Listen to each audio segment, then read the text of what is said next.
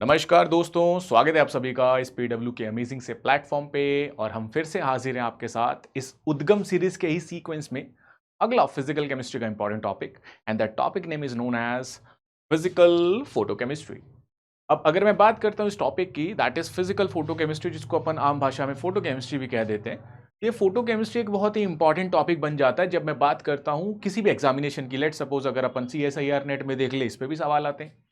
अगर मैं IIT JEM की बात करता हूं, उसमें भी सवाल पूछे जाते हैं। और अगर मैं IIT गेट की बात करता हूं, तो उसमें भी इस पर्टिकुलर टॉपिक से सवाल पूछे जाते हैं।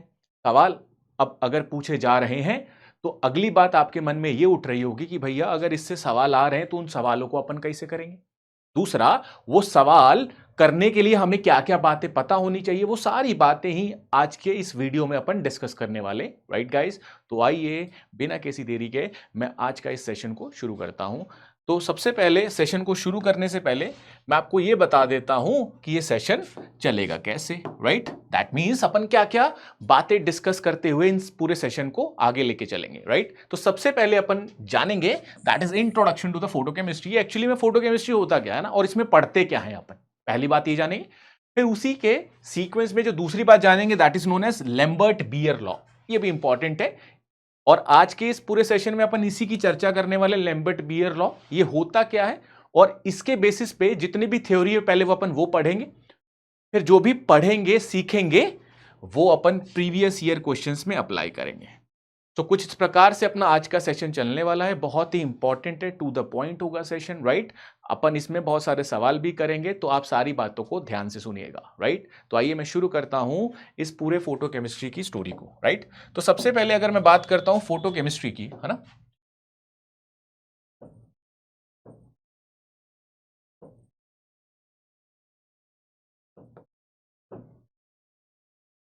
तो जनरली जो फोटो केमिस्ट्री है, इसका नाम से इसका पूरा स्टोरी समझ आ जाता है ना। जनरली अगर मैं बात करता हूं फोटो और केमिस्ट्री की, तो केमिस्ट्री का मतलब होता है कि केमिकल रिएक्शन, है ना। केमिस्ट्री का मतलब होता है केमिकल रिएक्शन। अब यहां पे एडिशनल वर्ड है फोटो, दैट मींस, हाँ, फोटो मींस लाइट। तो कहीं ना कहीं लाइट और केमिकल रिएक्शन का कुछ ना कुछ कनेक्शन है। और इसी कनेक्शन को पढ़ने वाली जो ब्रांच है उसको अपन कहते हैं फोटोकेमिस्ट्री, राइट। कहने का सिंपल सा मतलब ये कि photochemistry is a branch that deals with the absorption of light by the molecules. कि जब भी कोई मैं केमिकल सब्सटेंस या केमिकल मॉलिक्यूल्स की बात करता हूं और उसमें मैं लाइट डालता हूं, तो वो कितना उसको एब्जॉर्ब करते हैं या उस लाइट का उस पूरे मॉलिक्यूल पे क्या इंपैक्ट पड़ता है, वो सारी बातें ही अपन जो पढ़ते हैं उसी ब्रांच को कहते हैं अपन फोटोकेमिस्ट्री, राइट। अगली बात ये है, ये जो फोटो केमिस्ट्री की अपन ने बात करी है, ये फोटो केमिस्ट्री को अपन जनरली 3 सेक्शंस में पढ़ते हैं। अब ये 3 सेक्शन क्या है, आइए मैं आपको बताता हूं, है ना। तो फोटो केमिस्ट्री का सिंपल सा मतलब क्या होता है, absorption of light by chemical molecules. इसी फिनोमिना से अपने पास सारी फोटो केमिस्ट्री की कहानी शुरू होती है। सवाल उठता है कि सर ये जो मॉलिक्यूल्स एब्जॉर्ब करते हैं लाइट, तो इसके लाइट एब्जॉर्प्शन से ऐसा क्या होता है, और वो सारी बातों को अपन पढ़ेंगे कैसे कि लाइट एब्जॉर्ब हो रहा है तो वो उससे एक्चुअली में क्या हो रहा है उस मॉलिक्यूल में, है ना। और अपन को उस लाइट एब्जॉर्प्शन से क्या क्या बातें सीखनी है। तो जनरली अपन को 3 बातें पढ़नी है। ओवरऑल फोटोकेमिस्ट्री को अगर मैं पढ़ना चाहूं तो मैं 3 हिस्सों में पढ़ूंगा, है ना। वो 3 हिस्से क्या है, आइए मैं आपको समझाता हूं। तो सबसे पहले अगर मैं बात करता हूं कि मान ले कोई भी अपने पास, लेट सपोज कोई भी अपने पास ए रिएक्टेंट है, लेट सपोज कोई भी एक रिएक्टेंट है। अब ये रिएक्टेंट है, तो जैसे ही मैंने इस पे लाइट डाली, रिएक्टेंट का मतलब ऑब्वियसली अपन कोई केमिकल सब्सटेंस ले रहे, है ना, इनिशियली। तो लेट सपोज मैंने इस पे कोई भी अगर लाइट डाली, लाइट मतलब कि H न्यू, राइट, लाइट डाली, तो होगा ये कि सर ये जो रिएक्टेंट मॉलिक्यूल है इसमें एनर्जी दे रहा हूं तो ये एक्साइट हो जाएगा। एक्साइट मतलब हाई एनर्जी पे चला जाएगा, है ना। बहुत बढ़िया, सर इसका एक्साइटेशन हो जाएगा, बहुत बढ़िया। अब एक्साइटेशन जो हुआ है उसकी 2 पॉसिबिलिटी हैं। मतलब सर जो एक्साइट हुआ है वो डी एक्साइट भी हो सकता है, राइट। अगेन जो एक्साइट हुआ है वो फर्दर उसमें चेंजेस लाके प्रोडक्ट में भी जा सकता है, राइट। तो कहने का सिंपल सा मतलब यह कि सर जब भी मेरे पास कोई रिएक्टेंट है उसमें मैंने लाइट डाली, तो लाइट डालते ही वो या तो अपने पास एक एक्साइटेड स्टेट बनाएगा। अब वो एक्साइटेड स्टेट से फर्दर कोई इंटरमीडिएट बनाएगा और वहां से वो प्रोडक्ट फॉर्मेशन कर देगा। तो या तो जो रिएक्टेंट मैं ले रहा हूं उस पे लाइट डालते ही या तो वो कोई एक्साइटेड स्टेट में चला जाएगा और उस एक्साइटेड स्टेट से वो इंटरमीडिएट के जरिए प्रोडक्ट बना लेगा, या फिर जो एक्साइटेड स्टेट बना है वो दोबारा से डी एक्साइट हो सकता है। तो यहां पे मैंने 3 पॉसिबिलिटीज बताई। तीनों पॉसिबिलिटी शुरू कैसे हुई? सबसे इंपॉर्टेंट यही है कि सर आप फोटो केमिस्ट्री पढ़ रहे हो और फोटो केमिस्ट्री में सबसे इंपॉर्टेंट है लाइट, तो लाइट डालूंगा, लाइट डाली दैट मींस HNO डाल रहा हूं। तो कोई भी सब्सटेंस है ऑब्वियसली ना, अगर अलग अलग सब्सटेंस होंगे, अलग अलग सब्सटेंस का अलग अलग टेंडेंसी होगा लाइट से इंटरेक्ट करने का, लाइट को एब्जॉर्ब करने का, लाइट को एब्जॉर्ब करके बची हुई को निकालने का, है ना, यही सब पढ़ना है। That is known as absorbance, transmittance, है ना। तो कहने का सिंपल सा मतलब है कि सर ये पूरी स्टोरी तब शुरू हो रही है जब तू लाइट फेंकेगा। दैट मीन्स पहले ये लाइट जो तुम फेंक रहे हो ये कितना एब्जॉर्ब कर रहा है मॉलिक्यूल, पहला सेक्शन ये बनेगा, which means decrease in intensity of light. इसका मतलब ये ऑब्वियसली ना यार, अगर मैं कोई लाइट डाल रहा हूं और अगर मैं एक मॉलिक्यूल और मैं उस लाइट को एब्जॉर्ब कर ले रहा हूं, सारी नहीं कुछ कर ले रहा हूं और बाकी मैं एमिट कर रहा हूं, तो डेफिनेटली मैं ऐसा कह सकता हूं ना कि जो लाइट मैं उस मॉलिक्यूल पे डाल रहा था उस मॉलिक्यूल ने कुछ एब्जॉर्ब कर ली है ना। दैट मींस उसका इंटेंसिटी कम हो गया, उसने तो खुद के पास रख ली ना, कुछ थोड़ी सी जाने दी जो बची हुई थी। दैट मीन्स कि सर हां, अगर कोई लाइट किसी मॉलिक्यूल पे गिर रही है और अगर वो मॉलिक्यूल उस लाइट को एब्जॉर्ब कर रहा है तो डेफिनेटली सर इसका जो डिक्रीज होगा इंटेंसिटी में पक्का होगा, या यूं कह ले इंटेंसिटी ऑफ लाइट में उसका जो इंटेंसिटी है वो डिक्रीज हो जाएगा। पहली चीज, कितना डिक्रीज हो जाएगा भैया, कितना डिक्रीज हो जाएगा, इस बात को ही अपन कहीं ना कहीं रिलेट कर सकते हैं कि सर मान ले अगर तूने एक कोई सॉल्यूशन लिया है, ठीक है, अब इसमें तूने लाइट डालनी शुरू करी, लेट सपोज उसका इंटेंसिटी था आई नॉट, कुछ भी इनिशियल इंटेंसिटी होगा। अब अगर जैसी तुमने सॉल्यूशन में डाला तो क्योंकि सॉल्यूशन में केमिकल सब्सटेंस है तो ये कुछ ना कुछ एब्जॉर्ब करेंगे, और एब्जॉर्ब करेंगे तो मैंने अभी आपको बताया कि कुछ एमिट करेंगे भैया, कुछ तो ये एब्जॉर्ब करके रखेंगे अपने पास। तो अगर मैं पूछूं बताओ आई नॉट और आई में से ज्यादा कौन सा, तो तुम डेफिनेटली कहोगे सर आई नॉट ज्यादा है, आई कम है, क्योंकि आई क्या है, बची हुई इंटेंसिटी ऑफ लाइट। इंपॉर्टेंट है, आई क्या है, जो बची हुई है इंटेंसिटी, याद रखना, that is intensity of transmitted light. I naught क्या है, जो लाइट गिर रही है, that is intensity of incident light. सारी बातें मैं लिखूंगा अभी, है ना। तो फिलहाल के लिए मैं ये बता रहा हूं कि अगर decrease in intensity of light होगा, अगर कोई डिक्रीज होगा लाइट की इंटेंसिटी में because of absorption of the light by the molecules, तो इस डिक्रीज इन इंटेंसिटी को मैं कैसे जानूंगा कि कितना हो रहा है? तो इसको जानने के लिए हमें इतना पता है कि सर हां, अगर कोई लाइट फेंकोगे तो मॉलिक्यूल एब्जॉर्ब कर रहा है, तो वो कितनी एब्जॉर्ब कर रहा है, पहली बात ये जाननी पड़ेगी अपन को। That is known as decrease in intensity. जानने के लिए पहली चीज जो जाननी है दैट इज व्हाट, एब्जॉर्बेंस। अरे ऑब्वियसली ना यार, अगर मैं कोई लाइट फेंक रहा हूं, मैं कुछ रख रहा हूं, तो कितनी रख रहा हूं, that is what my absorbance ना यार। तो एब्जॉर्बेंस जानूंगा, अगेन एब्जॉर्बेंस जान ले या ये जान ले कि मैं कितनी रख रहा हूं और कितनी जाने दे रहा हूं। तो जाने दे रहा हूं का मतलब क्या है, ट्रांसमिटेंस, राइट ना। तो एब्जॉर्बेंस और दूसरा है जी ट्रांसमिटेंस। तो ये दोनों ही अपने पास एब्जॉर्बेंस और ट्रांसमिटेंस इस decrease in intensity of light को रिप्रेजेंट कर सकते हैं, इसको बयां कर सकते हैं। सवाल अगला ये है कि ठीक है सर, आपने कहा कि अपन को डिक्रीज इन इंटेंसिटी पढ़ना है, क्यों, ऑब्वियसली लाइट फेंकोगे तो मॉलिक्यूल एब्जॉर्ब कर लेगा। डिक्रीज इन इंटेंसिटी कैसे पढ़ूंगा सर, दो तरीके, या तो मैं एब्जॉर्बेंस जानूं या ट्रांसमिटेंस। इनको कैसे जानूंगा, तो इन्हीं को जानने के लिए, इन्हीं को बताने के लिए एक कानून दिया गया, कानून का नाम है लैम्बर्ट्स बियर लॉ, जो इनके ट्रांसमिटेंस और एब्जॉर्बेंस को, एब्जॉर्बेंस और ट्रांसमिटेंस दोनों को बताता है by the law known as Lambert Beer law. तो ओवरऑल कहानी में जो अभी तक अपन ने बोला वो ये बोला कि सर जब भी आप decrease in intensity of the light की बात करोगे तो यहां पे मैं इस बात को जानने के लिए एक कानून पढ़ूंगा, and that is known as Lambert Beer law, right.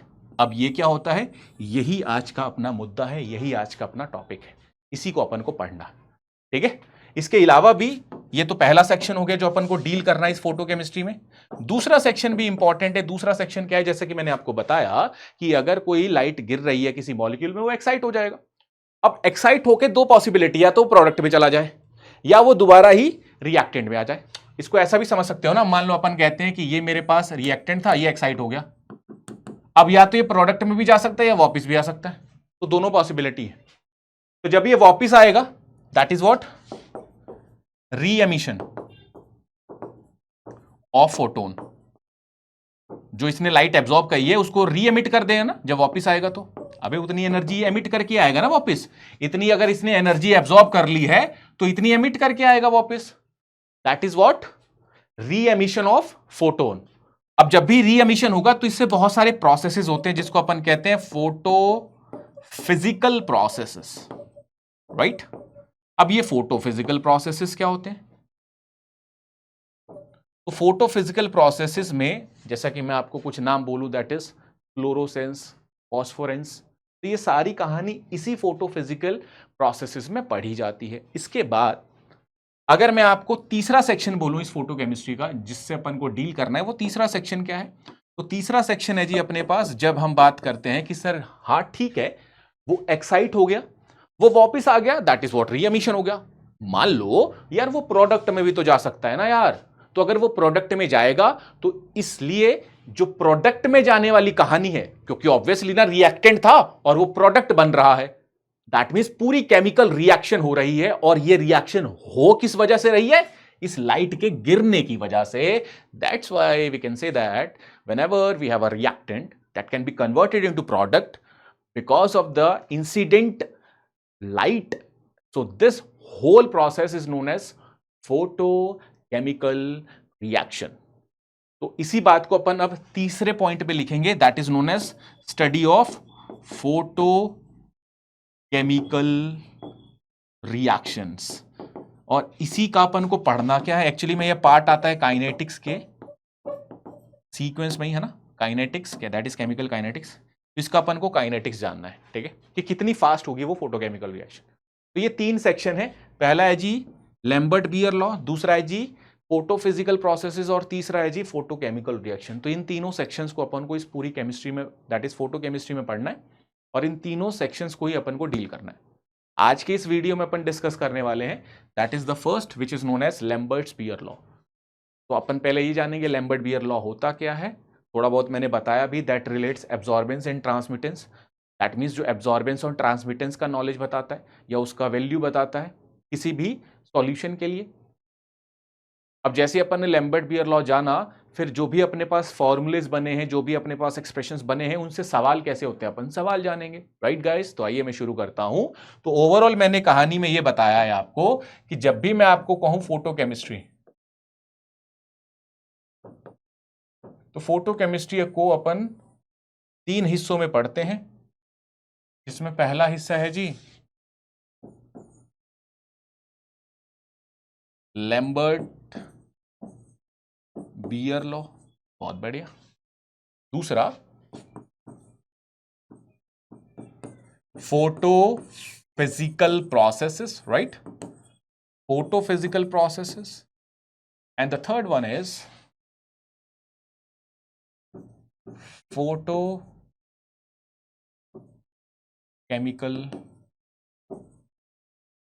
Reaction, right. तो ये तीन सेक्शंस पढ़ते हैं अपन, एक तो फोटोकेमिकल रिएक्शन, राइट, दूसरा फोटोफिजिकल प्रोसेसेस और एक अपन डील करते हैं लैम्बर्ट बियर लॉ, ठीक है। इन तीन सेक्शंस में अपन पूरी फोटोकेमिस्ट्री पढ़ते हैं। अपन शुरू करते हैं पहले सेक्शन से, that is known as Lambert Beer law. Important है और बहुत आसान है, आइए मैं बताता हूं आपको, है ना, राइट। अपन अब शुरू करेंगे लैम्बर्ट बियर लॉ से, ठीक है। ये लैम्बर्ट बियर लॉ एक्चुअली में होता क्या है ना, अगर मैं बात करता हूँ लैम्बर्ट्स बियर लॉ, तो इसकी थोड़ी सी कहानी मैंने जस्ट अभी बताई आपको कि सर जब भी कोई लाइट गिरेगी यार किसी भी मॉलिक्यूल पे, तो वो लाइट जो मॉलिक्यूल पे गिर रही है वो मॉलिक्यूल उस लाइट को एब्जॉर्ब करेगा। कितना कितना एब्जॉर्ब करेगा और कितना जाने देगा, इस बात को अपन कैसे जानेंगे? तो इस बात को ही जानने के लिए एक लॉ दिया गया, that is known as Lambert's और एक बियर लॉ, है ना। ये दो लॉ हैं, लैम्बर्ट और बियर लॉ, है ना। तो इसको जनरली अपन दो कैटेगरीज में पढ़ेंगे, एक को अपन कहेंगे लैम्बर्ट्स लॉ, एक को अपन कहेंगे बीयर्स लॉ, है ना। दिस इज नोन एज, एक को लैम्बर्ट्स लॉ, फिर एक को अपन कहेंगे बीयर्स लॉ, फिर दोनों को कंबाइन करके लिखेंगे तो that is known as Lambert's Beer law. Okay, अब तुम्हारे मन में सवाल ये उठ रहा होगा कि ठीक है सर, लैम्बर्ट्स बीयर लॉ है, एब्जॉर्बेंस और ट्रांसमिटेंस बताएगा। आपने कहा ये दो हैं, एक को कहते हैं लैम्बर्ट लॉ, दूसरे को कहते हैं बीयर्स लॉ। अब ये बताओ कि ये लैम्बर्ट लॉ क्या होता है और ये बीयर लॉ क्या होता है ना। आइए मैं आपको सिखाता हूं। लेट सपोज मैंने कहा जी एक मेरे पास सॉल्यूशन है, ठीक है, एक सॉल्यूशन है, कोई कंटेनर है, लेट सपोज कोई बीकर है जिसमें कोई सॉल्यूशन ले रखा मैंने, कोई टेस्ट ट्यूब है ना। उस केस में मैंने जनरली इसमें अपन क्यूबेट, एक ट्यूब सी लेते, क्यूबेट, उसमें अपन जनरली सॉल्यूशन लेते। तो मान लो मेरे पास एक कोई क्यूबेट है, इस केस में मैंने यहां से कोई मोनोक्रोमेटिक लाइट डाली। मोनोक्रोमेटिक का मतलब जिसमें एक ही वेवलेंथ हो, है ना। लेट सपोज मैंने यहाँ पे कोई मोनोक्रोमेटिक लाइट डाली जिसका इंटेंसिटी कुछ आई नॉट था। अब जैसे ही मैं आपके सामने आई नॉट लिखता हूं तो आपके मन में एक बिल्कुल सिंपल सी बात क्लियर होनी चाहिए कि सर आई नॉट का मतलब है जो लाइट अपन फेंक रहे हैं, जो इंसिडेंट करवा रहे हैं, उसका intensity, that is what represented by I not, right. Again अगर मैं बात करता हूं, लेट सपोज मैंने आई नॉट डाली और इस पूरे सॉल्यूशन में कुछ मॉलिक्यूल्स हैं, उन्होंने कुछ एब्जॉर्ब किया होगा, डेफिनेटली कुछ मॉलिक्यूल्स हैं, उन्होंने कुछ एब्जॉर्ब किया होगा और बची हुई कुछ लाइट उसने निकाल दी होगी। लेट सपोज अपन ने कहा आई निकल गया, तो अपन ने आई नॉट डाला, उसने एब्जॉर्ब किया, आई निकल गया। अगली बात यह है कि सर ठीक है, अगर अपन आई नॉट इंसिडेंट कर रहे हैं और आई निकल रहा है, that is I not incident light की इंटेंसिटी है, आई क्या, ट्रांसमिटेड लाइट की, या जो एमिट हो चुकी है। तो इस पूरी कहानी में अगर मैं आपसे कहूं कि इतने पार्ट में कहीं ना कहीं जो मॉलिक्यूल्स हैं उन्होंने ही एब्जॉर्प्शन किया है, तो ओवरऑल जब भी कोई लाइट इस सॉल्यूशन से निकलता है तो इसका इंटेंसिटी में डेफिनेटली चेंज आता है, और वो चेंज कहीं ना कहीं दो बातों पे डिपेंड करता है। पहली बात क्या है, पहली बात है कि सर इस सॉल्यूशन के जो क्यूवेट है उसका लेंथ क्या है। मतलब ये कि जो लाइट अपन फेंक रहे हैं वो कितने लेंथ ऑफ सॉल्यूशन को पास करके निकल रही है। इसको और आसान करूं तो लेट सपोज मैंने एक L1 लेंथ का, इसको नंबरिंग ले ले तो मैंने 1 सेंटीमीटर लेंथ का मैंने क्यूबेट लिया, फिर मैंने एक 0.5 सेंटीमीटर का लिया, दोनों में मैंने आई नॉट ही डाली। तो अब सवाल ये उठता है कि सर हां, अगर आई नॉट ही डाली तो जिसमें लेंथ कम है, जैसे इस केस में लेंथ कम है, तो इसमें लेंथ कम है तो इजीली यहां पे ऑब्वियसली सॉल्यूशन में लाइट थोड़ी देर तक रहेगी। अगर उसको ज्यादा डिस्टेंस ट्रेवल करना पड़ेगा तो वो ज्यादा देर तक सॉल्यूशन में रहेगी, तो ज्यादा एब्जॉर्ब करेगा मॉलिक्यूल। अगर उसमें मॉलिक्यूल के बीच में डिस्टेंस वो कम ट्रेवल करेगा, मतलब कि वो थोड़े ही देर में निकल जाएगा वापस, तो इस केस में इसका जो लेंथ है कम की वजह से इसमें इंटेंसिटी का चेंज कम आएगा। आई होप सो आपको थोड़ा सा डिपेंडेंसी समझ आया होगा कि जब भी मैं I naught, that is incident light की जो भी इंटेंसिटी है, उसको मैं किसी भी सॉल्यूशन में डालता हूं, और अगर उस सॉल्यूशन का लेंथ मान लो 1 सेंटीमीटर, अगर सेम सॉल्यूशन में मैं लेंथ कर दूं 0.5 सेंटीमीटर, तो होगा ये कि सर क्योंकि आपने लेंथ बदल दिया, इसका मतलब क्या है, जो लाइट का ट्रेवलेंस है मॉलिक्यूल के बीच में, दैट इज सॉल्यूशन के बीच में, वो कम ज्यादा हो जाएगा। दैट मींस उसके एब्जॉर्बेंस पे पक्का ही इफेक्ट होगा। तो पहला फैक्टर क्या है कि सर जो भी चेंज इन इंटेंसिटी है, रिलेटिव चेंज इन इंटेंसिटी, जो इंटेंसिटी था उसमें कितना चेंज आया। और यहां पे नेगेटिव क्यों लगा रहा हूं, क्योंकि ऑब्वियसली चाहे 1 सेंटीमीटर का सॉल्यूशन ले लूं, चाहे 0.5 का ले लूं, एक बात तो निश्चित है कि सर जितनी इंटेंसिटी डाल रहा था उतनी तो नहीं निकलेगी, उससे कम ही निकलेगी, क्योंकि मॉलिक्यूल कुछ रख लेगा, एब्जॉर्ब कर लेगा। तो चेंज कैसा होगा, I माइनस आई नॉट कितना होगा जी, दैट शुड बी नेगेटिव। कम में से ज्यादा घटाएंगे तो नेगेटिव आता है, that's why D means change. तो चेंज इन इंटेंसिटी, और इस पूरे को कहते हैं रिलेटिव चेंज इन इंटेंसिटी। ये किस पे डिपेंड करता है, दैट इज लेंथ पे, कितना वो लेंथ सॉल्यूशन का है, that is known as path length. तो इस पूरे रिलेशन को जो मैंने अभी तक बोला और लिखा, इसी को अपन प्यार से क्या बुलाते हैं? लैम्बर्ट्स लॉ, जिसने इंटेंसिटी चेंज को पाथ लेंथ से रिलेट किया। सिमिलरली बीयर्स लॉ ने क्या बोला? इसने एक दूसरे फैक्टर से रिलेट किया, और वो ये है कि लेट सपोज सर इसका भी 1 सेंटीमीटर है, सेम मैं एक ऐसा ही क्यूबिट लेता हूं जिसका भी 1 सेंटीमीटर ही है। अब मैंने क्या कर दिया? लेंथ सेम कर दिया। बट सवाल ये है कि ठीक है, अगर इन दोनों का लेंथ सेम है तो मुझे एक चीज डेफिनेटली पता है कि यहां पे मेरे पास जो सॉल्यूशन है, लेट सपोज मैंने उसका कंसंट्रेशन कह दिया C2, इसका कंसंट्रेशन कह दिया C1, तो अगर दोनों का लेंथ सेम है तो मान ले यहां से यहां आना है, अगर मैं अकेला मॉलिक्यूल हूं तो मैं अकेले ही उसको एब्जॉर्ब करूंगा, अगर मेरे साथ 3 और हैं तो हम 3 एब्जॉर्ब करेंगे। तो कहने का मतलब यह कि पाथ लेंथ के अलावा जो दूसरा फैक्टर है जो इस एब्जॉर्बेंस को या ट्रांसमिटेंस को अफेक्ट कर सकता है, दैट इज नोन एज कि कितने हैं molecule per unit volume, and that is known as, we call it as concentration. तो कहीं ना कहीं दूसरा फैक्टर जो बहुत ही इंपॉर्टेंट है कि सर जो रिलेटिव चेंज है इंटेंसिटी का is directly proportional to concentration, right? That is C. और इस बात को बताने के लिए जो लॉ यूज किया गया, that is known as Beer's law. अब इन दोनों को कंबाइन कर दूंगा, सो अपन को मिल जाएगा जी लैम्बर्ट्स बीयर लॉ। आइए जी मैं कंबाइन करता हूं, ठीक है? आइए इसको कंबाइन करेंगे तो अपने पास क्या है जी? Lambert's law. देन अगेन अपने पास क्या है जी? बीयर्स लॉ, है ना? लैम्बर्ट्स लॉ क्या कहता है अपन को? Relative change in intensity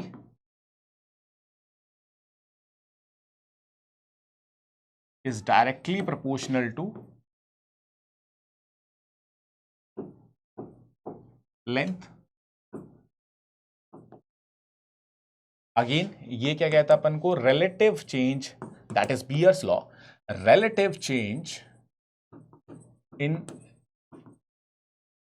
intensity is directly proportional to concentration, right guys? तो ये दो बातें हैं जो आपको ध्यान रखनी है, ठीक है जी? ओके। अब इसका मैथमेटिकल रिप्रेजेंटेशन भी अपन ने देखा, लैम्बर्ट्स लॉ और बीयर्स लॉ। लैम्बर्ट्स लॉ क्या कहता है जी? Minus D I upon I directly proportional to d l, minus D I upon I directly proportional to concentration, and that is Beer's law. दोनों को कंबाइन करेंगे तो यहां पे अगर मैं लिखूं Lambert's Beer law, Lambert Beer's law, तो ये कैसे लिखा जाएगा? लैम्बर्ट बीयर लॉ, इन दोनों को कंबाइन कर देंगे, minus D I upon I is directly proportional to C into में डी एल। अगेन फर्दर इसको अगर मैं यूज करूं तो इसको मैं ऐसा भी लिख सकता हूं, माइनस डी आई अपॉन आई, इस प्रोपोर्शनैलिटी को हटा के सी डी एल, राइट? अब मैं यहां पे अगर इंटीग्रेशन करूं, minus D I upon I is equals to K C D L. यहां पे अगर मैं इंटीग्रेशन करूं, इंटीग्रेशन कैसे? That is from L equal to 0 to L and from I naught से आई। अब ये लिमिट मैंने कैसे डिसाइड करी है? तो लिमिट डिसाइड करने का सिंपल सा मतलब है कि अगर मैं लेंथ खत्म कर दूं, अगर मैं लेंथ 0 कर दूं, तो लेंथ 0 का मतलब क्या है कि सर इस केस में जितना तुम डालोगे उतना ही निकल जाएगा। लेंथ 0 का मतलब क्या है? क्यूबिट की लेंथ ही नहीं है कुछ, दैट मीन्स जितना तुम इंसिडेंट कर रहे हो उतना ही निकल जाएगा वो, दैट इज आई नॉट ही तेरा ट्रांसमिट भी हो जाएगा। तो दैट्स वाई अगर मैं कहता हूं लेंथ 0 तो इसका इंटेंसिटी आई नॉट रहेगा, अगर कुछ लेंथ हुआ तो उसका इंटेंसिटी कुछ कम होगा, that can be represented as I. अब इसका मैं इंटीग्रेशन करूंगा तो इसका इंटीग्रेशन आता है minus l n I, that is I naught to I, इसका आता है जी के सी एल, है ना? ये आ जाएगा। अगेन माइनस एल एन, इस माइनस को मैं उस साइड भी लेके जा सकता हूँ, l n upper limit minus l n lower limit minus K C l, ln I upon में I naught is equals to minus KCl। Right guys, अब इस चीज को अगर मैं यूज करूं तो I का वैल्यू यहां से निकल सकता है, विच इज अगर मैं यहां से I अपॉन में I नॉट का वैल्यू निकालूं तो इस ln को उस साइड लेके जाऊंगा e to the power minus KCl, and that is what the relation. यही आपके पास एक रिलेशन मिलता है, which is I upon I naught is equals to E minus KCl। K क्या है? कांस्टेंट, C क्या है? कॉन्सेंट्रेशन, L क्या है? Path length. अब ये जो एक्सप्रेशन अपन ने निकाला, ये I क्या है, ये I नॉट क्या है, ये K क्या है, C क्या है, L क्या है, इन सारी बातों को आइए मैं लिख देता हूं। तो हमने अभी एक कंबाइन किया रिलेशन, तो अपने पास मिला I अपॉन में I naught is equals to E to the power KCl। ठीक है, अब यहां पे ध्यान देने वाली बात क्या है, अगर मैं यहां से I का वैल्यू निकालूं तो I कितना होगा? I naught e to the power minus KCl।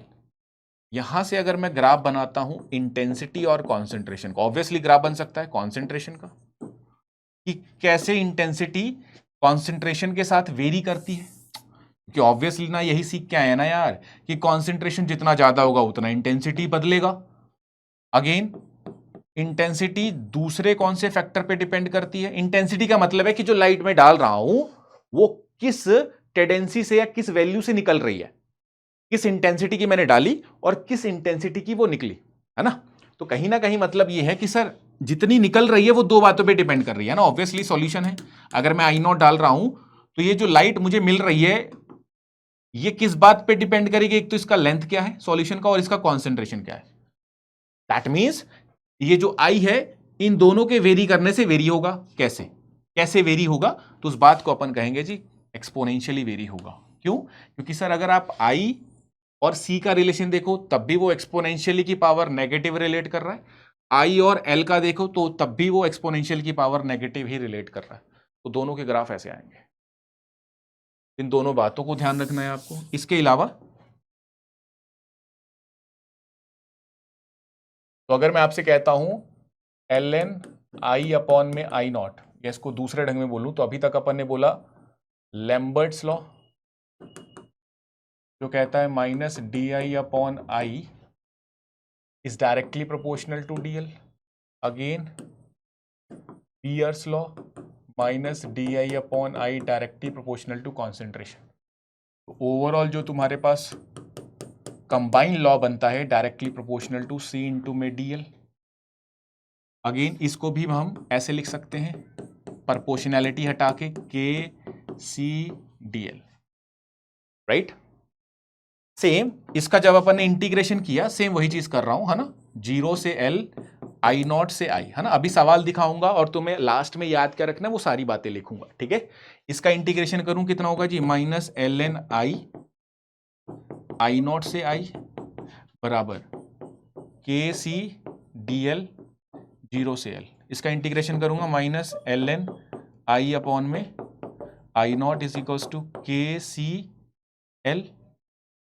अब इस माइनस को अगर मैं अंदर एडजस्ट करूं तो ये पलट जाएगा, that means l n I naught upon में I, that becomes minus KCL। Further इस एल एन को मैं क्या ऐसा भी लिख सकता हूं, which is log which is 2.303, है ना।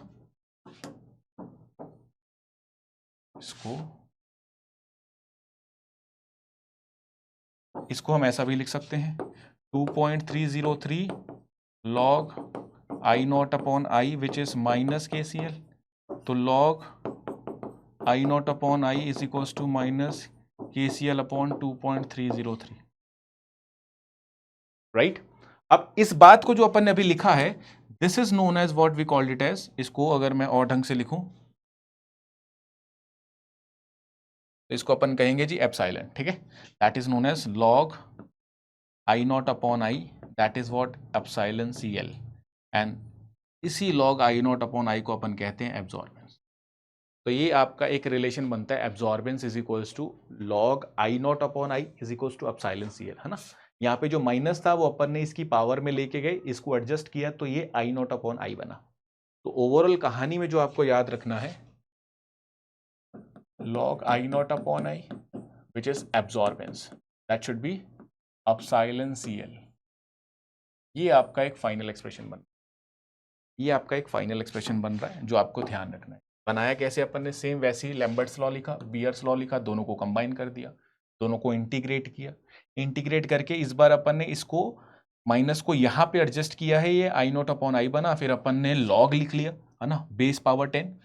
तो इस 2.303 को नीचे लेके गया, ये दोनों वैल्यू कांस्टेंट है, इसको अपन ने कंबाइनली बोल दिया अपसाइलन। ठीक है, तो that is known as the value of epsilon. अगली बात जो आपको इसी में ध्यान रखनी है वो क्या है, इस ए का मतलब क्या है जी, एब्जॉर्बेंस। कई बार वो इसी को बोलता है जी optical density, right. Again I naught क्या है जी, इंटेंसिटी ऑफ इंसिडेंट रेडिएशन। ठीक है, अगेन आई क्या है, intensity of transmitted radiation. Again epsilon क्या है जी, मोलर एक्सटेंशन कोफिशिएंट। अगेन अगली बात जो आपको ध्यान में रखनी है, सी क्या है जी, कॉन्सेंट्रेशन। ठीक है, तो जो भी ऊपर लिखा है उन सबका मतलब मैंने आपके सामने यहां पे लिख दिया है। ये सारी बातें आपको सवाल में एज इट इज दिखेंगी। ठीक है, अगेन इसी में अगली बात जो आपको ध्यान रखनी है, ये तो हो गया एब्जॉर्बेंस। अब ट्रांसमिटेंस की टर्म में इसको कैसे लिख सकता हूं, जो ट्रांसमिटेंस होता है उसको डिफाइन कैसे किया जाता है, बहुत आसान है। ट्रांसमिटेंस मतलब कि सर जितनी आपने लाइट डाली, जितनी निकली, तो जितनी निकली है, लेट सपोज मैंने 10 कुछ डाला और मेरे पास 5 मिला, तो कितना एब्जॉर्ब हुआ, 5, निकला कितना, 5। तो ओवरऑल कहने का मतलब है कि सर कितना निकला अपॉन में कितना डाला था। ओवरऑल इंसिडेंट लाइट की इंटेंसिटी अपॉन में, अगर मैं उसके ऊपर बोलूं न्यूमरेटर में, that is what the intensity of transmitted light. तो ओवरऑल कहने का मतलब ये, इसको डिफाइन किया जाता है ट्रांसमिटेंस को। सबसे पहले तो इसको रिप्रेजेंट किया जाता है टी से, इसको रिप्रेजेंट किया जाता है टी से, और इसका वैल्यू होता है इंसिडेंट लाइट की इंटेंसिटी अपॉन में intensity of, sorry, transmitted light की इंटेंसिटी अपॉन में इंटेंसिटी ऑफ इंसिडेंट लाइट। ठीक है, so that is known as transmittance, है ना। एक बार फिर से मैं इसको लैंग्वेज में लिख देता हूं। ट्रांसमिटेंस क्या होता है, intensity of transmitted light, like again दूसरा है जी इंटेंसिटी ऑफ इंसिडेंट लाइट। ठीक है, इसको अपन कहते हैं transmitted, which is I upon में I naught, that is the value. इसी को अपन कहते हैं ट्रांसमिटेड। तो अगर मैं इस वाले फॉर्मूले में देखूं तो मुझे एब्जॉर्बेंस पता है, वी नो एब्जॉर्बेंस क्या है, लॉग आई नॉट अपॉन में आई। तो अगर मैं इसको यहां पे लिखना चाहूं तो कैसे लिखूंगा, तो ट्रांसमिटेंस क्या, I upon I naught. I naught upon I की जगह लिखना चाहता हूं तो मैं इसको लिखूंगा लॉग 1 अपॉन टी। ऑब्वियसली ना, इसका रेसिप्रोकल करूं तो 1 अपॉन टी का वैल्यू कितना आएगा, आई नॉट अपॉन में आई। तो आई नॉट अपॉन आई की जगह 1/t रख दिया, तो ए कितना हो गया जी, लॉग 1 अपॉन टी। इसको लिखूंगा जी लॉग टी की पावर -1। अगेन इस -1 को माइनस लॉग टी आगे भी ला सकता हूं, आगे भी ला सकता हूं, तो ये बनेगा जी A is equals to minus log T. इस माइनस को इस साइड लिखूंगा, minus A log T, right. तो इधर ले आओ, that is minus A is equals to log T. अब लॉग को अगर मैं दूसरी साइड लेके जाऊं तो वो 10 बेस पावर है, तो 10 to the power -a, that is known as the transmittance relation. Important है गाइस, याद क्या रखना आपको, एक तो ये याद रखना है, दूसरा ट्रांसमिटेंस का वैल्यू क्या, आई बाय आई नॉट। इसको अपन ने वहां यूज किया तो ये तेरे पास एक रिलेशन मिला। ये भी इंपॉर्टेंट है जी। अगर मैं तुम्हें किसी में ट्रांसमिटेंस दे दूं और एब्जॉर्बेंस पूछूं, वाइस वर्सा एब्जॉर्बेंस देके ट्रांसमिटेंस पूछूं, तो आपको ये रिलेशन पता होना चाहिए, राइट। इंपॉर्टेंट है, इंपॉर्टेंट है जी। तो ओवरऑल कहानी में अब मैं एक फाइनल लिखता हूं जी समरी, जो आपको ध्यान में रखनी है। Okay, that is the summary जो आपको ध्यान रखनी है overall. that is absorbance, which is log I naught upon I, which is log 1 upon T, which is epsilon CL, right? अब मैंने यहाँ पे जो T लिखा है, T का वैल्यू होता है जी I अपॉन में I नॉट। यहाँ पे आप जानते हैं A क्या है जी, एब्जॉर्बेंस। बस यही याद रखना है जो मैं अभी लिख रहा हूं, ठीक है। एब्जॉर्बेंस, आई नॉट क्या है, intensity of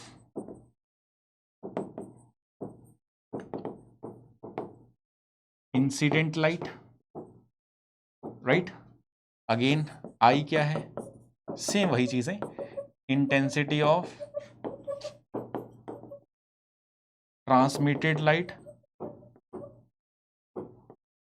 right. Again epsilon क्या है जी, मोलर एक्सटिंक्शन कोफिशिएंट, राइट। इसके अलावा अगर मैं बात करता हूं टी की, T is known as transmittance which is I naught upon I, and then again C is known as concentration. तो गाइज ये सारी बातें आपको ध्यान रखनी है। इसमें एल क्या है, L is known as path length, वो कितना पाथ ट्रेवल करके निकल रहा है सॉल्यूशन से। तो ये सारी बातें आपको ध्यान रखनी है। ओवरऑल इसी को अपन कहते हैं जी लैम्बर्ट्स बियर लॉ, है ना। यही आपको ध्यान रखना है जी लैम्बर्ट्स बियर लॉ के लिए, यही आपको ध्यान रखना है जी लैम्बर्ट्स बियर लॉ के लिए। बस यही बातें आपको ध्यान रखनी है, that is the values, right. So ये आपको ध्यान रखना है फॉर लैम्बर्ट्स बियर लॉ, है ना। क्यों क्यों ध्यान रखना है ना, हम इसको क्यों ध्यान में रखें और इस बात को जानना क्यों इंपॉर्टेंट है। आइए जी अब मैं आपको सवालों की ओर लेके चलता हूं, ठीक है। तो अपन पहले कुछ नेट के सवाल करेंगे, फिर अपन कुछ गेट के सवाल करेंगे, ठीक है।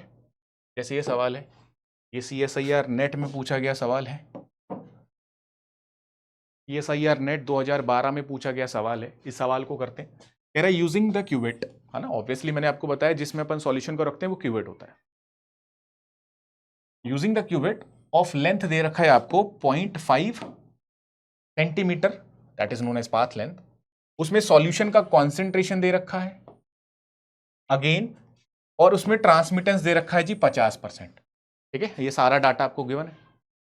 अगेन वो कह रहा है कि for the certain wavelength the molar extinction coefficient, that is epsilon निकालना है एट दिस वेवलेंथ, जिसमें लॉग का वैल्यू उसने दे रखा है। तो हमें पता है, we know A is equals to log I upon में, लिखना यही है जी, आई नॉट अपॉन में I log 1 upon T is equals to epsilon CL। अब अपन को गिवन क्या है, गिवन डाटा क्या है जी अपने पास, तो गिवन डाटा है अपने पास एक तो जी लेंथ, पाथ लेंथ 0.5 सेंटीमीटर। बस कुछ नहीं करना, ये फॉर्मूला लिखा, हमको निकालना क्या है एप्सिलॉन, हमें दे क्या रखा है ट्रांसमिटेंस, इसको रिलेट कर दूंगा बस, दैट्स इट। इसको रिलेट करते आंसर आ जाएगा। करो जी, तो पहले वैल्यू लिख रहा हूं, लेंथ कितना है इतना, कॉन्सेंट्रेशन कितना है जी 10 की पावर -4 मोलर। अगेन ट्रांसमिटेंस कह रहा है वो 50% हो रहा है। इसका मतलब मान लो मैं 100% अगर लाइट डाल रहा हूं तो 50% वो एमिट हो जा रही है, तो एब्जॉर्ब कितनी हो रही है 50%, है ना। तो 50% वो एब्जॉर्ब हो रही है, 50% वो एमिट हो जा रही है। तो अगर मैं तुझसे ट्रांसमिटेंस पूछूं तो ट्रांसमिटेंस कैसे निकालते हैं सर, ट्रांसमिटेंस निकालते हैं दैट इज आई अपॉन में I not, right. So that is known as transmittance. अब मुझे बताओ आई नॉट क्या है सर, जो अपन इंटेंसिटी की लाइट, या यूं कह ले जितनी अपन लाइट की इंटेंसिटी डाल रहे हैं। फॉर एग्जाम्पल अगर मैं यहाँ पे परसेंट की बात करता हूं तो आई नॉट कितना होगा 100%। मान लो अपन ने 100% कोई लाइट डाली तो वो कितनी एमिट हो रही है 50%, दैट मीन्स वो 50% निकल गई है। तो 100 अपन ने डाली, 50 वो निकल गई, तो ओवरऑल कितना हुआ 1/2। तो ट्रांसमिटेंस कितना आ गया 1/2। तो अब चाहे आप इसको रिलेट कर लो, चाहे आप इससे एब्जॉर्बेंस का वैल्यू निकाल लो, एक ही बात है। तो अपन इसी से इसको रिलेट कर लेंगे। रिलेट कैसे करेंगे, देखो log 1/1/2 यही होगा। इसको और ढंग से लिखना चाहते हो तो 0.5 लिख लो, ट्रांसमिटेंस 0.5 आ गया, is equals to epsilon into C into L. Concentration कितना है अपने पास, 10⁻⁻⁴ मोलर, इंटू लेंथ कितना है जी 0.5। तो सॉल्व करना है, ये ऊपर जाके कितना बन जाएगा जी log 2 बराबर एप्सिलॉन इंटू 0.5 इंटू 10⁻⁻⁴। log 2 का वैल्यू दे रखा है 0.301, इन दोनों को नीचे लाओ 0.5 इंटू 10⁻⁻⁴। ठीक है, इसको सॉल्व करते ही अपने पास एप्सिलॉन का वैल्यू आ जाए। इसको सॉल्व करते ही अपने पास जो एप्सिलॉन का वैल्यू आएगा that is epsilon will be 0.301 upon में 5 है तो ऊपर जाके इंटू में 2 हो जाएगा, इंटू 10⁻⁴। तो आपके पास ओवरऑल ये कितना बन रहा है 3⁻⁶, अराउंड 6 वाला ऑप्शन होगा, that is what 6020। Option number D is the correct one. कुछ नहीं करना, ये जो अपने पास फॉर्मूला है ये एक बार लिख लो। अब ये कैसे पता चलेगा कि सर ये वाले फॉर्मूले लगेंगे, तो सवाल में ट्रांसमिटेंस, एब्जॉर्बेंस ऐसा कुछ वर्ड मेंशन होगा, अगर होगा तो इनमें से ही सवाल बनेगा। ठीक है, तो ये बात आपको ध्यान रखनी है। अगेन आइए चलता हूं दूसरे सवाल पे। ये राजी दूसरा सवाल, ये CSIR नेट 2013 में पूछा गया है। कह रहा है इतना कॉन्सेंट्रेशन है 0.1 molar of compound A shows 50% transmittance. ठीक है, कंपाउंड ए है कोई जिसमें मैं 0.1 मोलर कहता हूं, तेरे पास सॉल्यूशन है और यहां पे 50% उसका ट्रांसमिटेंस है। तो ए कंपाउंड का, ए के सॉल्यूशन का कॉन्सेंट्रेशन कितना है, अगर मैं बात करता हूं 0.1 मोलर, और ट्रांसमिटेंस कितना है जी 50%। अब वो कह रहा है लेंथ कितनी है, लेंथ ऑफ द सेल है जी 1 सेंटीमीटर, ये लिख रखा है of cell having length 1 centimetre, used λ1 nanometre, उसमें कोई अपन λ1 वेवलेंथ की इंटेंसिटी डाल रहे हैं। अब वो कह रहा है अनदर 0.1 मोलर ही सॉल्यूशन है ऑफ कंपाउंड बी। तो जब मैं बी का सॉल्यूशन की बात करता हूं तो इस केस में आपको ध्यान रखना है कि मेरे पास जो कॉन्सेंट्रेशन है यहां भी 0.1 मोल ही बोला है। अब उसने बोला है कि सेम ऑप्टिकल डेंसिटी या optical value gives a optical value of this. अब इसका मतलब क्या, ऑप्टिकल वैल्यू का मतलब क्या होता है, यहां पे एक बात और लिख ही लो आप। ठीक है, एब्जॉर्बेंस को अपन और क्या कहते हैं, ऑप्टिकल डेंसिटी, इसको अपन कहते हैं ऑप्टिकल डेंसिटी भी कहते हैं। ठीक है, इसको अपन ऑप्टिकल डेंसिटी का भी नाम देते हैं, ये भी इंपॉर्टेंट है, इसको अपन ऑप्टिकल डेंसिटी भी कहते हैं। अब ये अगर ऑप्टिकल डेंसिटी है तो हमें ये सवाल में जो मेंशन है ना यार, सवाल में हमें जो मेंशन है, हमें कहा गया है कि the compound B gives the optical density of this, मतलब यहां पे एब्जॉर्बेंस हमें दे रखा है 0.1761, लेंथ उतनी ही है 1 सेंटीमीटर। हमें पूछा क्या गया है, what is the transmittance of the solution जब मैं दोनों को यूज करता हूं, 0.1 मोलर ए को भी यूज करता हूं और बी को भी यूज करता हूं, दोनों को मिक्स करता हूं। तो अब मेरी बात ध्यान से सुनना, और ये बात आपको नोट करके यहां लिख लेनी है। ठीक है, कि जब भी मैं आपसे कहता हूं एब्जॉर्बेंस निकालना है टोटल, तो एब्जॉर्बेंस जब भी मुझे टोटल निकालना है तो वो किसके बराबर आएगा, A1 plus A2 plus so on, मतलब जितने भी सॉल्यूशन के डिफरेंट एब्जॉर्बेंस है उसको सबको मैं ऐड करूंगा। इन शॉर्ट एब्जॉर्बेंस इज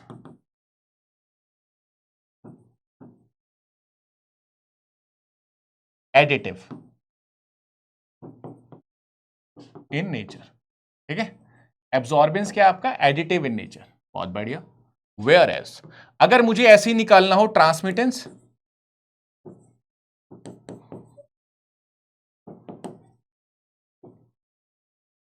ये मल्टीप्लीकेटिव इन नेचर होता है।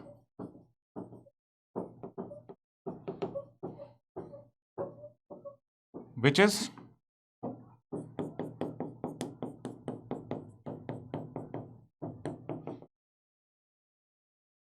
ठीक है, तो अगर मुझे टोटल एब्जॉर्बेंस निकालना हो तो मैं ऐड करता हूं हमेशा, अगर मैं टोटल ट्रांसमिटेंस निकालूं तो मैं हमेशा ही मल्टीप्लाई करता हूं।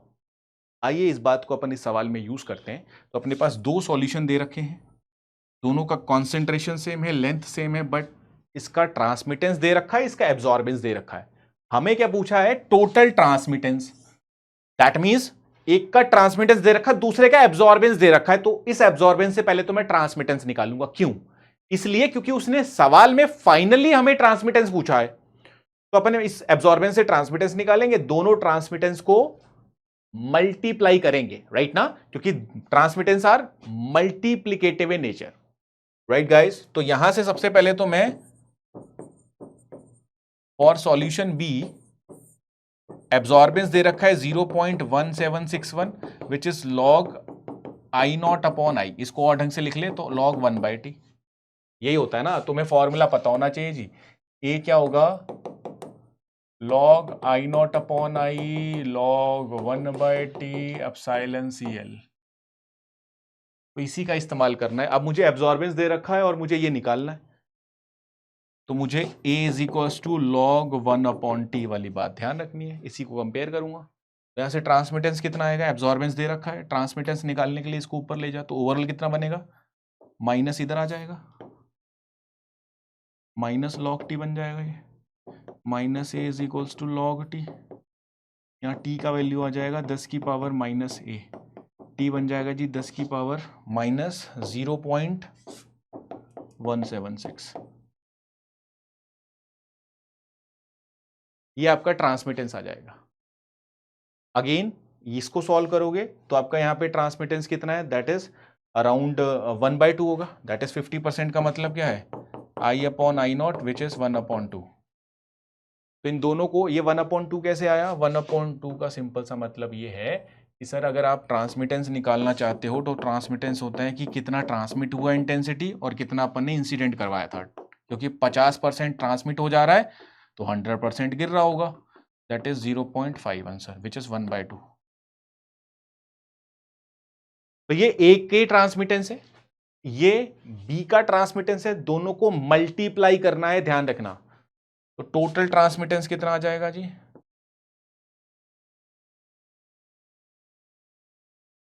Transmittance of A into transmittance of B, और इसको सॉल्व करेंगे तो इंटू में 33 कर देंगे या यूं कह ले 100 करेंगे तो तेरा ऑलमोस्ट कितना आएगा जी? 33। ठीक है, that is what option number A is the correct one.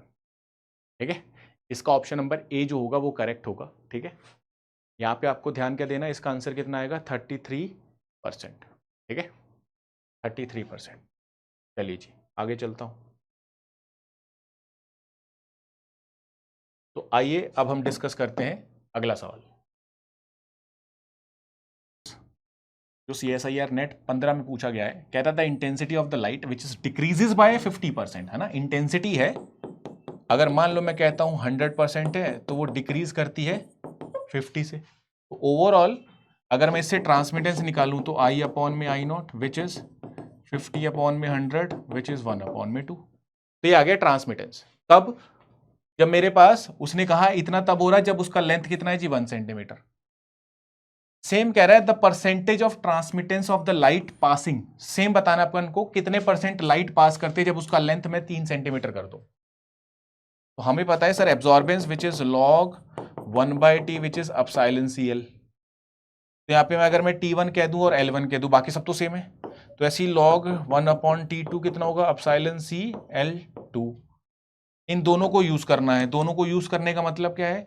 L1 कितना है जी? L1 तेरा है 1 सेंटीमीटर, L2 कितना है तेरे पास? 3 सेंटीमीटर। T1 पता है, T2 निकालना है, 3 सेंटीमीटर के कॉरेस्पॉन्डिंग ट्रांसमिटेंस निकालना है ना। तो लॉग 1/T1 अपॉन 1/T2, इसको डिवाइड करूंगा तो इसको डिवाइड करने से ये कैंसिल आउट हो जाएगा, बचेगा सिर्फ L1 और L2, L1 अपॉन में L2। और इसका भी वैल्यू मुझे पता है विच इज 1/3। अब इसको काट देंगे, फिर अब इसको जब मैं सॉल्व करूंगा तो इसको सॉल्व करके मेरे पास जो आंसर मिलेगा ये आएगा जी 1/T1 इंटू T2। ऊपर चला जाएगा 1/T1, that is T2 upon में 1, तो ओवरऑल बनेगा जी 1/3। अब T2 निकालना है, T1 का वैल्यू कितना है? 1/2, तो ये फिर से ऊपर चला जाएगा। ओवरऑल मैं लिख सकता हूं इसको 2T2 इज इक्वल्स टू 1/3। ये 2T2 कैसे लिख रहा हूं? T1 का वैल्यू कितना है जी 0.5, तो ओवरऑल ये रेसिप्रोकल होके ऊपर चला जाएगा 2, तो आंसर विल बी T2 का वैल्यू कितना है जी 1/6, ये आपका T2 का वैल्यू आ जाएगा। अब इसको आपको परसेंट में कन्वर्ट करने के लिए इंटू 100 करना पड़ेगा। अब 100 करते ही आपका आंसर आ जाएगा and that answer will be around 16.6, right. तो that's your answer, that is 16.6। तो ये आपका आंसर हो जाएगा जो इस क्वेश्चन का अपन कहीं ना कहीं इसको सॉल्व करेंगे। तो सिंपली जो अपन ने अभी तक सीखा है वो यही सीखा है कि जब भी अपने पास एब्जॉर्बेंस निकालना हो, ट्रांसमिटेंस निकालना हो, तो अपन कहीं ना कहीं इसी एक फॉर्मूले का यूज करके निकाल सकते हैं। ठीक है गाइस, तो कहीं ना कहीं आज ही क्लास में जो अपन ने एक इंपॉर्टेंट बात सीखी है वो यही एक फॉर्मूला है, और इस फॉर्मूले पे अपन ने सवाल भी किए हैं। आई होप सो ये सारी बातें आपको समझ आई होंगी। तो इसके अगले सीक्वेंस में जो अपन डिस्कस करेंगे वो कहीं ना कहीं कहानियां इसी के आगे चलने वाली है। ठीक है, तो आज की क्लास में जो अपन ने डिस्कस किया है वो सारी बातें आपको ध्यान में रखनी है, वो सारी बातें इंपॉर्टेंट हैं, वो सारी बातें एग्जाम में पूछी जा सकती हैं, जैसा कि अपन ने कुछ सवाल भी किए थे। ठीक है गाइज, आई होप सो तुम्हें ये सारी बातें समझ आई होंगी और तुम सारे बहुत मेहनत कर रहे होंगे अपने एग्जाम्स के लिए। बहुत बहुत शुक्रिया गाइज, बाय बाय।